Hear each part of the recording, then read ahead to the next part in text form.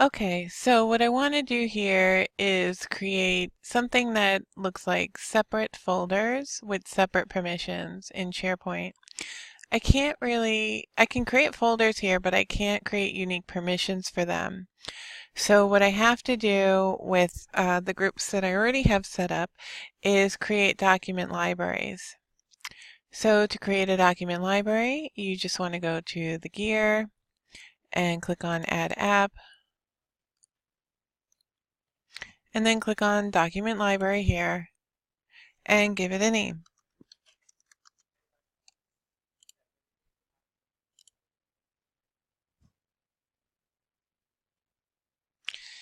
The problem with this is that it appears in your site contents, but that's not always easy to get to, and I want it to get over here under Home so I always have access to it. So what I can do is I'm going to click on Home to go back,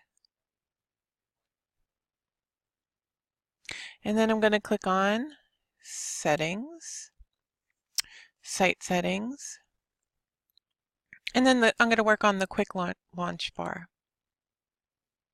To get Team C up under the Home menu, I have to click on this little pencil paper thing.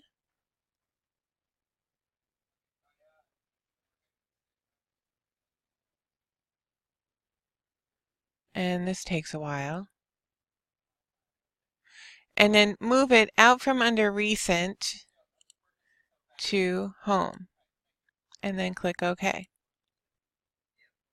So now I have Team A, Team B, Team C, and these are all document libraries that I can find on Home.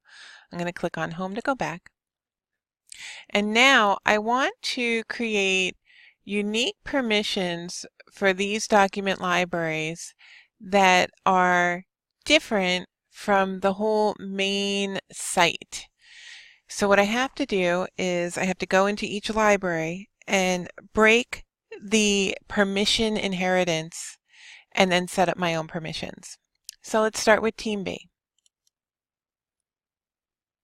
This is the Team B document library. It has no folders or files in it. I can click on the Settings gear and then go to Library Settings, Settings for this library, Team B.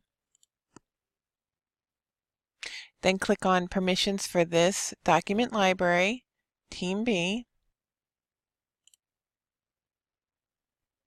And on this page, even though it doesn't say Team B, I just know it's Team B, but I guess that's a flaw of SharePoint. It should say Team B, but it doesn't. So I'm going to stop inheriting from the main site.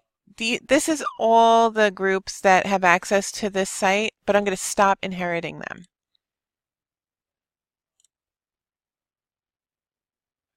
And what this does for me is it gives me a few more buttons, and I'm going to check off the groups that should not have access to this document library. So Team A editors should not have access, but Team B editors should have access. And readers of the entire site should definitely have access to the Team B's document library so they can read everything on there, but not edit. So I'm going to remove user permissions. And now the only settings, the only groups that can access Team B is readers and Team B editors. If I look at Team A and go to these settings, only Team A editors can edit, but everyone who's in the readers group can read the entire site. You can see here are the permission levels, read, and then Team A editors can edit, and the same for Team B.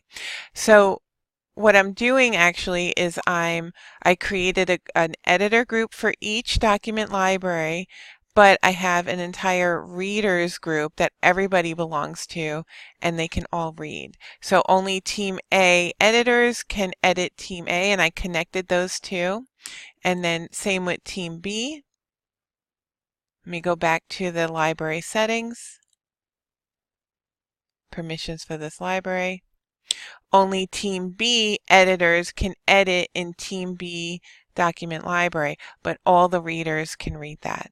So I hope that helps with your task with SharePoint permissions.